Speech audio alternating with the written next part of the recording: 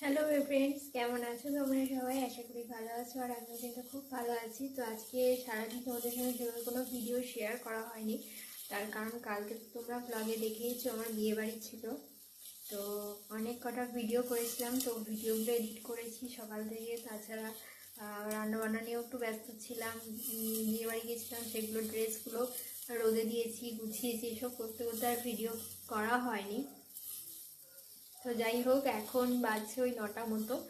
এখন রাতে খাবার করব। আজকে রাতের মেনু হচ্ছে আমাদের গোলা রুটি, সরি গোলা পরোটা, পরাঠা পরাঠা পরাঠা এখন হচ্ছে সবজির পরোটা, মানে ভেজিটেবলসের পরোটা করব। গোলা পরোটা এখানে প্যান বসিয়েছি, মানে সন্ধ্যাবেলা দুটো খেয়েছি আর রাতে করব। আর তার সাথে আছে বেগুন ভাজা, মিষ্টি আর চা হবে রাতে। মানে দাদা রুটি পরোটা খেলেই চা খায়, তো সেটা অপশনাল, হতেও পারে না হতে পারে। তবে পরোটা, বেগুন ভাজা, মিষ্টি, এটাই আজকে আমাদের রাতের মেনু। তো এখানে অলরেডি বেগুন ভাজা বসিয়েছি। তো এই যে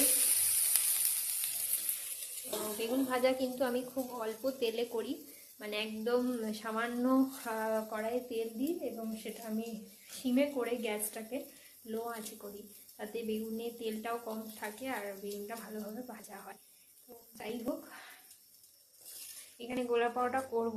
তো সন্ধ্যাবেলা যেহেতু খাওয়া হয়েছে সেই জন্য এখানে একটুখানি গোলা রয়েছে, এই দেখো। আর তার সাথে এখনও কিছু ব্যাটার মেশাবো, মিশিয়ে রাতের হবে গোলা পরোটার বেগুন ভাজা। তো তোমাদের রাতের আজকে মেনু কি অবশ্যই তোমরা কমেন্টস করে জানিও। এখন তো আমি রান্নাঘরে কাজ করছি, তো এই আর কি।